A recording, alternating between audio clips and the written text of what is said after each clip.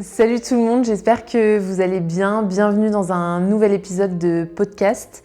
Si c'est la première fois que vous tombez sur nous, que vous regardez une vidéo ou que vous écoutez un épisode de podcast parce que ce sujet un peu d'actualité vous intéresse, on va se présenter, on le fait pas souvent, donc on va se représenter. Donc moi c'est Violaine. Moi c'est Nathan. Et donc ensemble on a le podcast French with Panache qui aide des étudiants du monde entier à progresser en français et en culture française, francophone et sur plein de sujets variés. Aujourd'hui on se retrouve pour un épisode lié à l'actu plus ou moins, même si on va en parler de manière assez intemporelle je pense. Présente-nous le sujet Nathan, je t'en supplie, et dis-nous bonjour. Je t'en supplie, carrément. on est à bout, on est épuisé, et c'est vrai que si on dit des choses un peu idiotes ou bêtes parfois, ou qui dépassent notre pensée, c'est juste parce qu'on meurt de chaud, parce qu'il fait très très très chaud, extrêmement chaud. En ce moment, depuis quelques jours, depuis presque plus d'une semaine, je ne sais même pas combien de jours, depuis combien de temps on traverse cette période compliquée, mais il fait très chaud et ça va durer encore. Donc c'est pour ça que tu dis, je pense que c'est intemporel, parce que ça va durer des semaines et puis ça va se reproduire encore pendant des années et des années. Donc voilà, il fait très chaud, c'est la canicule. Et c'est le sujet du jour, parler un peu de cette période, de comment on survit à la chaleur, etc. Il a fait très chaud, surtout, on peut le dire, il y a quelques jours, on a battu les records. Déjà, on peut commencer par ça. En France, on a eu la journée la plus chaude jamais enregistrée depuis le début des mesures, depuis qu'on prend les mesures. Et je crois que le record, c'était à Angers. Angers, qui est une ville où je ne suis jamais allée, mais c'est une ville dans le nord-ouest de la France, pas très loin de Nantes. Et je crois que c'est eux qui ont eu le record. Je crois qu'il a fait 43 degrés Celsius, donc c'est énorme, ouais. Tout simplement. 43 degrés et partout en France. Et je sais que ça a touché aussi l'Angleterre, les Pays-Bas, en ce moment, l'Allemagne. Et puis peut-être que quand vous allez écouter cet épisode, ce sera votre pays qui sera concerné. Donc voilà, on va parler de ça, comment on vit, comment on traverse ces périodes de canicule, comment peut-être éviter d'avoir trop chaud aussi, quelles mesures on peut mettre en place, quel comportement avoir, bref, on va raconter des anecdotes comme d'habitude, ça va pas être peut-être l'épisode avec le plus de chiffres, avec le plus d'analyses scientifiques. Non, on va essayer plutôt de raconter des anecdotes, que ce soit quand même vivant et pas trop déprimant, parce que c'est le risque. Non, c'est le risque. Et on va peut-être commencer par un peu de contexte pour les gens qui ne nous connaissent pas ou qui n'ont pas écouté tous les épisodes du podcast. Donc nous, on a vécu cette période de chaleur intense, de canicule, de cette vague de chaleur, comme on dit aussi, à Marseille, donc dans le sud-est de la France. La particularité, c'est qu'on avait un peu des températures moins élevées que Bordeaux, par exemple, que Lyon, où ça allait jusqu'à 40 degrés. Mais nous, on avait des nuits vraiment, vraiment tropicales. Et surtout, nous, honnêtement, on ne voit pas trop le bout du tunnel, comme on dit. C'est-à-dire que dans d'autres régions de France, ça se calme un peu, etc. Il pleut, il y a des orages.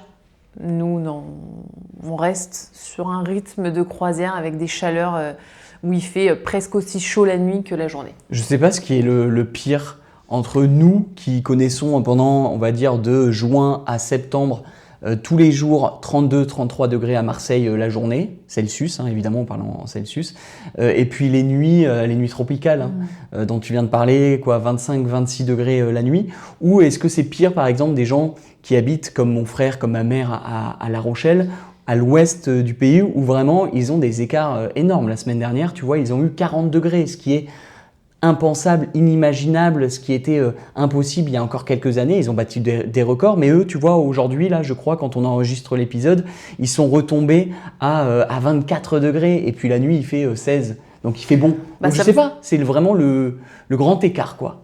Ça me fait rêver. Ça te fait Ça rêver. me fait rêver, là, des nuits à 16 degrés Celsius, ça me fait rêver. Peut-être aussi préciser que, parce qu'on parle de notre point de vue, mais je sais qu'il y a des gens dans le monde entier qui nous écoutent.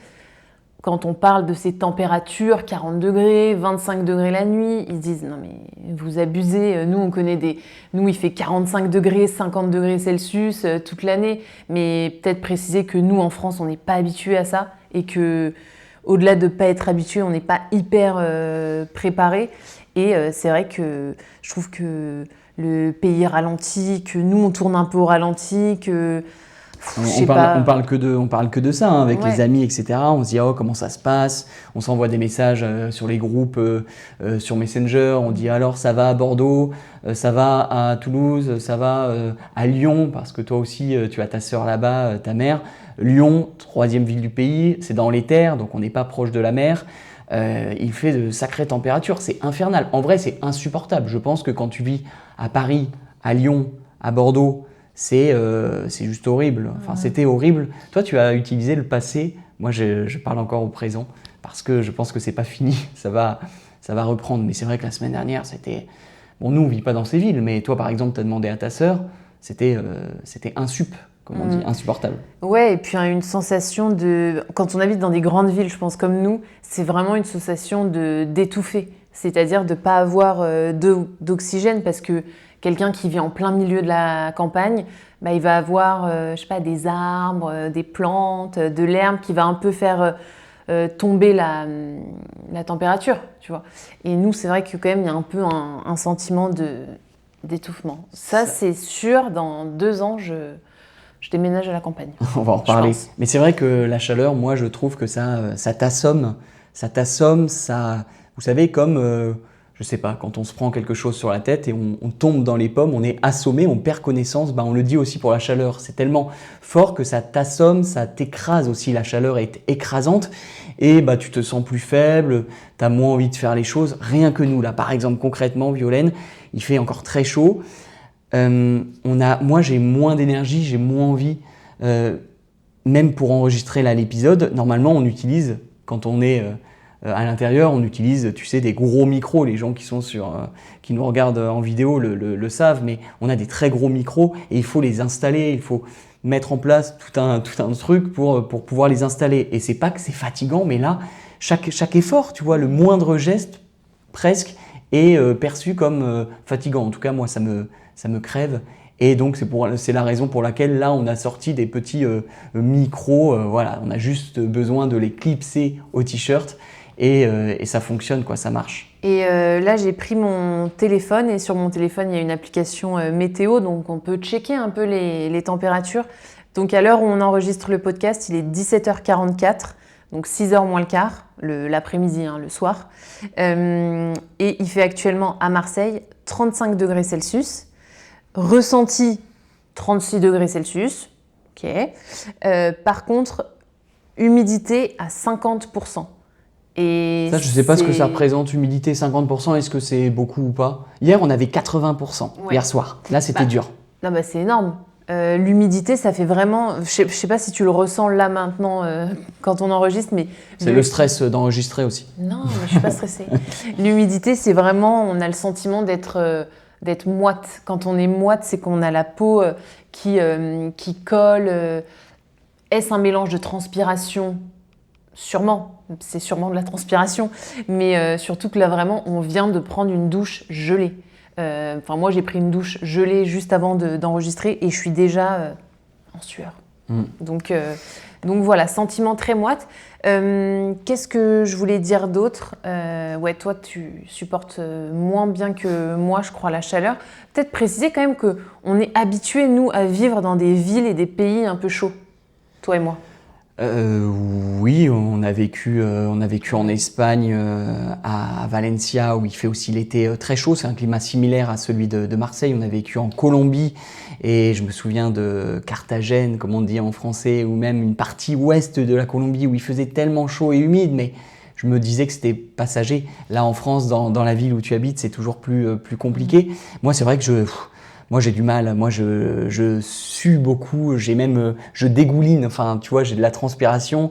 Et à chaque fois, moi, par exemple, les douches, tu vois, Je sais pas, je pense que je me douche en ce moment 2 fois par jour, voire 3 fois, c'est-à-dire le matin tout le temps. Si ensuite je vais faire du sport évidemment, ou si je sors dehors, il fait très chaud pour faire une petite balade, il est possible que je me redouche à midi. Et puis le soir évidemment avant de me coucher, c'est impossible d'aller au lit sans me redoucher une nouvelle fois. Ça, c'est inhabituel évidemment, mais j'en ai besoin. Même pour faire redescendre la température du corps avant de dormir, pour bien dormir, j'ai besoin de me doucher à l'eau froide. Glacée ou juste froide?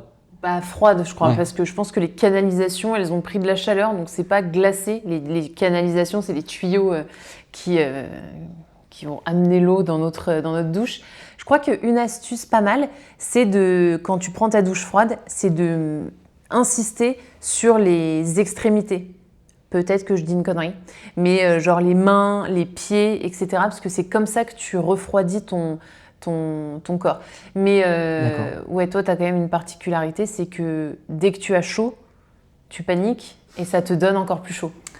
Voilà. Je n'aime pas ça. Alors ça peut paraître complètement bizarre, étonnant, stupide, idiot peut-être pour vous que j'habite en fait dans une région où il fait chaud, mais c'est difficile aujourd'hui en France. Moi, je veux rester en France pour le moment, de trouver une zone de toute façon qui est épargnée par la canicule. C'est super compliqué. Par exemple, ma grand-mère, tu vois, tu parlais de la campagne. C'est vrai que la campagne, je me dis qu'il fait toujours un peu meilleur parce que il y a de l'herbe, parce qu'il n'y a pas trop de béton. L'air et le vent, la fraîcheur, enfin ça circule plus vite. C'est vrai que la nuit, tu sais, on a vu un reportage, tu peux peut-être le raconter, ce qu'on a vu à la télé, avec les écarts de température entre la campagne et la ville. Oui. Tu te souviens, le test? Oui, je m'en souviens très bien. Bah, il fait, beaucoup plus chaud en ville, sans surprise, quoi, parce que en gros, C'était quoi le test? Le test, c'était, ils étaient à Caen qui est une ville de Normandie, et donc dans le nord-ouest de la France. Et en gros, ils prenaient un peu la température en pleine ville, C'est ça. sur une place vraiment entourée par des bâtiments. Donc les bâtiments, ça garde la chaleur, évidemment.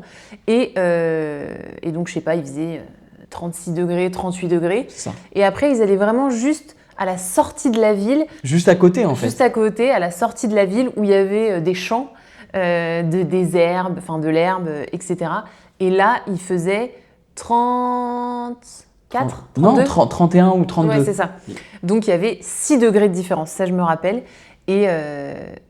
Alors que c'était à 500 mètres ou 1 km les deux prises quoi, de température. Mais il y a le côté nature évidemment qui rafraîchit, mais aussi, je pense là à la maison de ta grand-mère, c'est que les constructions sont pas du tout similaires. La maison de ta grand-mère, elle est en pierre, et je crois que les maisons en pierre... Elle est en brique. En brique. Elle est en brique, mais tu as raison. Non, mais c'est vrai. Alors, elle a l'avantage voilà, de vivre à la campagne. Alors, elle vit à Toulouse. C'est pas forcément un avantage parce qu'il fait très très chaud l'été. Il fait toujours entre 30 et 40 degrés tout l'été. Ma grand-mère qui est une personne fragile, hein, une personne âgée, qui a 97 ans, que je me trompe pas, même si elle ne m'écoute pas, qu'elle ne m'en veuille pas, qu'elle soit pas énervée contre moi, mais elle a 97 ans, elle vit à la campagne, ça c'est un avantage, elle vit dans le sud-ouest où il fait très très chaud dans les terres, mais comme tu dis, elle vit dans une maison en briques rose, c'est les maisons traditionnelles de Toulouse, et l'avantage c'est que les murs sont hyper épais, Ouais. ils sont très larges, et donc c'est bien isolé, ça forcément c'est bien isolé, et donc l'avantage c'est que l'été, la chaleur n'entre pas, ou moins qu'ailleurs, et l'hiver aussi c'est bien isolé, donc le froid entre moins, et donc elle peut vivre, alors je dis correctement, bon le matin quand elle se lève à 5 heures, tu sais, elle ouvre tout à 5 heures du matin quand il fait un peu frais, elle ouvre toutes les fenêtres, et puis à 6 heures ou 7 heures elle les referme, et elle ferme aussi les volets qui sont en bois et qui sont assez épais, et comme ça il fait relativement frais la journée,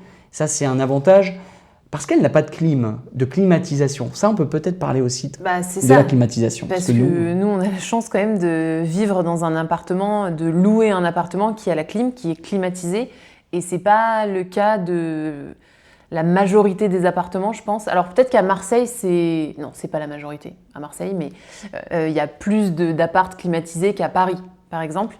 Et c'est vrai que c'est une chance folle. Enfin, même si nous, on met jamais le mode climatisation, nous, on met le mode déshumidificateur pour enlever l'humidité dans la pièce et ça suffit, on va dire, largement. Ça suffit, oui, on va pas se plaindre, on est Non. privilégié, on a de la chance, même si on reste enfermé à la journée, au moins on peut utiliser la clim, tu as raison. Mais on voit des gens, ce matin je suis sorti faire un tour et en bas de l'appartement, je voyais des gens qui étaient... je sentais, tu vois, que ces gens-là étaient dehors juste parce que chez eux c'était invivable, c'était impossible de rester chez eux, certainement parce qu'ils n'avaient pas la chance d'avoir la climatisation, et à la place ils se mettent devant, à l'ombre, devant chez eux, et peut-être qu'ils espèrent avoir un peu d'air qui vient vers eux, quoi, même si en ce moment il n'y a pas d'air. Mais tu as raison, à Marseille, globalement dans le sud, c'est logique, il y a plus de clim qu'ailleurs, parce que c'est ça, quand tu montes dans le nord de la France, ou pas forcément dans le nord, moi à La Rochelle, comme c'est une ville où il fait normalement 20-25 degrés, bah, les constructions n'ont pas été faites pour ça. Et ma mère, par exemple, n'a pas de clim chez elle. Donc quand il fait chaud, il fait vraiment, vraiment très chaud. Et j'ai vu pas mal de gens, alors là à Marseille, mais je sais aussi que ça se généralise, j'ai une copine qui en a acheté une, des gens qui achètent des clims portables. Et en fait, des clims portables, tu la mets chez toi et il y a un tuyau qui est relié à l'extérieur, oui, à l'extérieur. Donc, soit ça donne sur la rue, soit ça renvoie l'air dans la rue, soit ça renvoie l'air sur votre balcon, tu vois, par exemple. Mais ça marche, ça, tu penses? Non, mais je crois que ça marche très très bien. Très très bien. Pardon. C'est un peu moins bien qu'une clim. Oui, je crois que c'est un peu moins bien, mais je crois que c'est quand même hyper efficace. Et j'en vois plein quand je me balade là à Marseille, je vois des tuyaux qui sortent. Donc, je pense que des gens qui n'ont pas la possibilité d'installer un système de clim vont acheter une clim portable. Parce que, par exemple, à Paris, je crois qui est invivable en période de canicule, je crois que c'est interdit ou très réglementé pour installer une clim. Parce que quand on a une clim, on a l'appareil à l'intérieur de la maison. Quand on a une clim comme nous, on a l'appareil à l'intérieur de la maison. Et on a une unité, nous, sur notre balcon. Et cette unité, elle n'est pas esthétique. Non, c'est moche. C'est moche, c'est pas beau du tout, c'est vrai. Et je pense que nous, les propriétaires qui ont l'appartement, ont pu installer une clim parce que notre balcon ne donne pas sur une rue passante, mais donne sur une espèce de cour intérieure, on va dire. Tu as raison. Donc je pense que c'est pour ça que ça a été autorisé, mais je sais qu'à Paris, c'est beaucoup plus galère. Oui, et puis dans des endroits classés, dans des centres-villes, où il faut respecter, vous savez, il y a plein de critères. Ce serait intéressant de faire un épisode dessus. Il faut parfois respecter les façades. Voilà, même les volets, la couleur des volets, on ne peut pas faire n'importe quoi.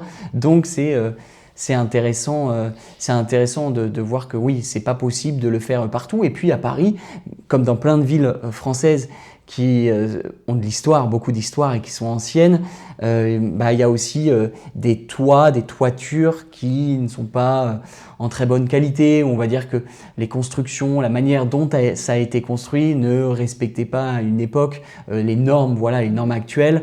Et donc on l'a dit, très mal isolé, avec la chaleur vraiment qui passe à travers les murs, qui passe à travers les fenêtres. Et puis il y a beaucoup de gens aussi qui vivent sous les toits, tu as raison. Et ça, je pense à eux, parce que là-bas, sous les toits, il doit faire 50 degrés, quoi. C'est invivable, c'est horrible. Il y en a beaucoup, s'ils ont la possibilité, qui partent. Mais sinon, ouais, non, c'est vraiment qui partent dans leur famille, peut-être. Ah oui, mais la plupart n'ont pas le choix et puis ils bossent. Je lisais un article dans le journal Le Monde. C'était une avocate ou je ne sais plus qui exactement qui travaille au palais de justice, dans un palais de justice tout de même à Poitiers, donc la ville où habite mon père actuellement. Et cette femme qui avait un poste haut placé, vraiment un poste très important, qui est censé normalement travailler dans de bonnes conditions de travail, et elle racontait que là, dans son bureau au palais de justice, tu te rends compte, qui était à l'étage, il faisait 40 degrés, évidemment pas de clim. Dans ces cas-là, tu installes un ventilateur, mais ça brasse de l'air chaud. Et elle était obligée, elle se disait, je vais descendre, faire des pauses au sous-sol ou au rez-de-chaussée parce qu'il fait un peu plus frais. Mais j'ai vu qu'à Paris, il y avait, à Paris, mais même en fait dans toutes les grandes villes de France, il y avait beaucoup par exemple de parents qui ont des enfants ou même des gens qui habitent sous les toits, dans des appartes qui sont un peu des passoires thermiques, on dit ça, hein. C'est-à-dire qui laissent rentrer le chaud et le froid en hiver. Des gens qui descendaient dans la cave, dans le sous-sol de leur immeuble, avec leurs animaux ou avec leurs enfants, pour les rafraîchir, parce que chez eux, c'était impossible. Et en fait, je trouve qu'on perd même la notion du temps, du jour de la semaine, quelle heure il est, quel jour on est, parce que les jours se succèdent et se ressemblent, tu vois. Et je pense que ça a un vrai impact psychologique pour les gens qui n'ont pas de clim ou qui n'ont pas la possibilité d'aller à la mer quand tu habites au bord de la mer, etc., par exemple. Mais est-ce que toi, par exemple, ton état psychologique change? Est-ce que tu te sens plus fatigué, plus stressé, plus angoissé, peut-être plus, comment dire, pas énervé, mais plus sensible aussi à cause de la chaleur? Bah, comme on a la chance d'avoir une clim, moins que des personnes qui sont dans des trucs horribles où il fait extrêmement chaud. Donc, ouais, un peu lassé, tu vois. Est-ce que tu dors aussi bien, par exemple Oui, moi, la chaleur m'assomme, donc ça va. Mais moi, je suis pas... Mais par contre, point négatif ou positif, c'est que je me réveille un peu aux aurores, un peu plus tôt que d'habitude. Alors, parfois, c'est aussi pour la Coupe du Monde, pour des petits matchs de la Coupe du Monde. C'est ce que j'allais te dire, c'est que moi, là, ça m'arrange presque. Je le vis bien, comme toi. Je me réveille à 5-6 heures à cause de la chaleur. Mais il y avait quelques matchs sympathiques à voir à 5 ou 6 heures. Donc, je me dis, bon, bah, j'en profite, je me lève et je regarde la Coupe du Monde. Donc ça, c'est pas très grave. Mais c'est vrai qu'en France, par contre, un truc qui est intéressant, c'est qu'on n'est pas un pays, et beaucoup de gens se plaignent, très, très préparé, en avance, on va dire. Je sais que dans certains pays, il y a la clim partout, par exemple. On pense déjà à mieux construire les établissements, à faire face justement à cette chaleur. En France, il y a beaucoup dans les administrations, j'en parlais un peu, même dans la justice, mais dans les administrations, à la mairie, etc., souvent il fait très chaud, il n'y a pas la clim. Dans les écoles aussi. Dans les écoles, il n'y a pas. On a vu, là, il y avait des examens récemment, les gens ils essayaient de trouver des solutions. Comme ils passaient des examens, certains ont mis les tables et les chaises à l'extérieur ou dans des couloirs pour qu'ils soient à côté de fenêtres, pour espérer encore une fois avoir de l'air. Les bureaux, c'est catastrophique. Moi, mon neveu qui a 5 ans, les écoles ont fermé et sont fermées cette semaine pour l'après-midi, parce que l'après-midi, en fait, il fait beaucoup trop chaud. Et donc, ses parents, donc ma sœur et mon beau-frère, doivent le récupérer à midi ou 14h max. Et du coup, ça a aussi un vrai impact, eux, sur leur travail, enfin, sur leur activité professionnelle. Donc ouais, moi, ça me un peu lassé, un peu... En fait, je me demande quand est-ce que les températures vont redescendre. Et en fait, c'est le fait de regarder la météo. Je regarde dans 15 jours, est-ce qu'il va faire chaud? Ouais, mais bon, ne regardons pas. Mais donnez-nous surtout des petites solutions. Et vous, comment vous vivez? Moi, ça m'intéresse parce que je sais, tu l'as dit tout à l'heure, mais que plein de gens nous écoutent, par exemple, depuis des pays où il fait toujours très chaud toute l'année, très humide. Je pense notamment à certains pays en Asie.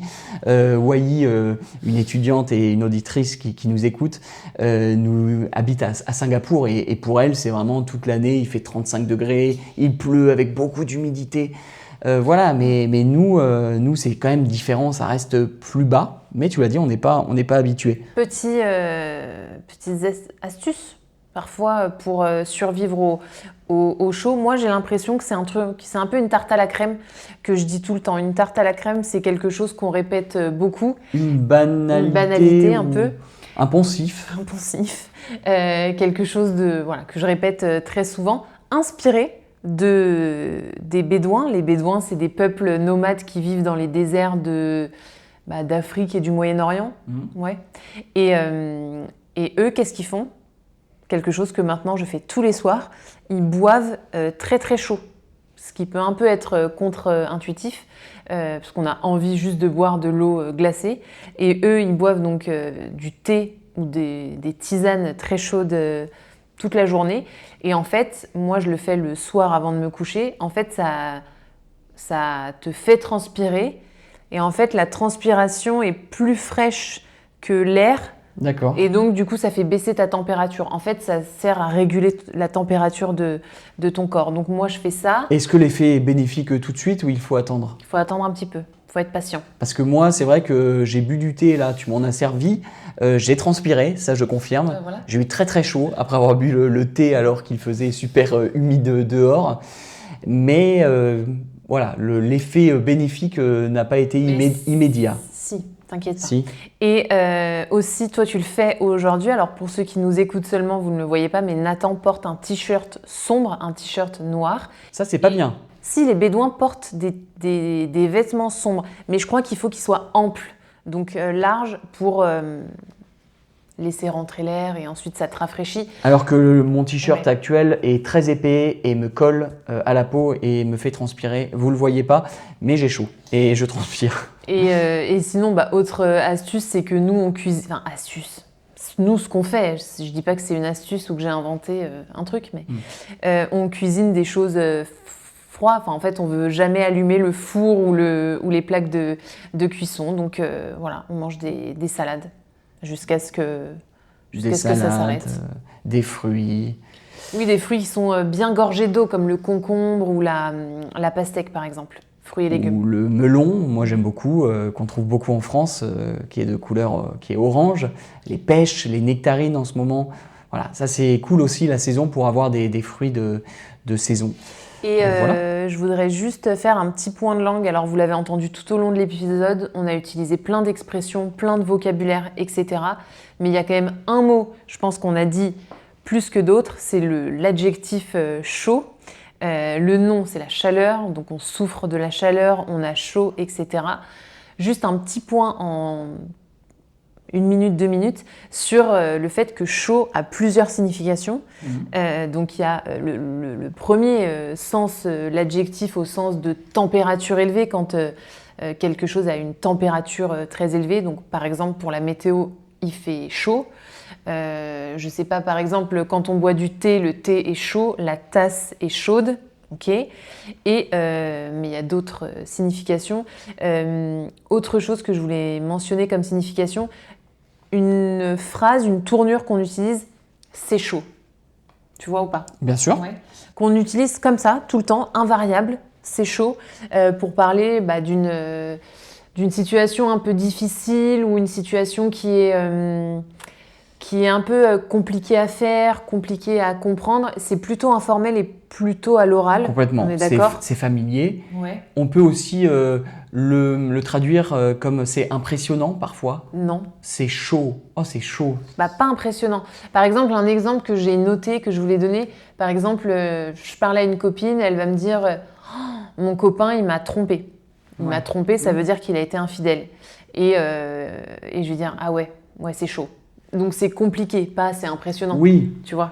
Mais il y a un effet de choc aussi parfois. Oui. Quand tu dis « Oh, c'est chaud » ou tu racontes je sais pas, tu as vu un accident, on te raconte ce qui s'est passé, c'est impressionnant dans ce sens-là, ok. ou c'est violent, ou c'est comme un choc. C'est ça. Tu vas dire « Oh, c'est chaud ». Exactement. Donc tu vois, il y a un effet de surprise aussi et de choc. Et plutôt négatif. Ah oui. Donc voilà, parce que pense que c'est impressionnant, négatif. je pensais Oui, que tu oui. voulais le dire au sens positif de voilà. Ça. Et aussi, autre utilisation de l'adjectif chaud, chaude au féminin, c'est quand quelqu'un est très enthousiaste. Par exemple, je te dis t'es chaud d'aller au ciné ce soir. Ça veut dire t'es motivé d'aller au ciné ce soir. Et tu peux me répondre ouais, je suis chaud, ouais, je suis chaud. Là aussi, c'est familier. Et puis, une personne chaude, c'est un autre sens aussi. Vas-y. Bah, tu voulais être complète. Non, mais... Non, mais en vrai. Oui, au sens sexuel, Voilà, tu voulais dire. il faut dire mais la oui, mais vérité. quand tu dis au sens sexuel, tu dois ajouter quelque chose après, un complément. Oui. Cette personne est chaude. Alors, ça peut être vulgaire ou mal vu, mais il faut le savoir. Oui, mais alors ça dépend du contexte. Parce que si tu dis juste cette personne est chaude, juste comme ça, sans contexte, ça ne veut pas forcément dire sexuellement. Ça peut être. Oui, il faut apporter quelque chose, il faut préciser. Mais pareil, si tu utilises juste cette personne est chaude, les gens peuvent comprendre aussi le sens sexuel. Il faut toujours apporter, ça dépend le contexte, mais il est très chaud ou elle est très chaude. Voilà. Bref, c'est de l'interprétation un petit peu, mais Violaine, il faut être complet sur le vocabulaire.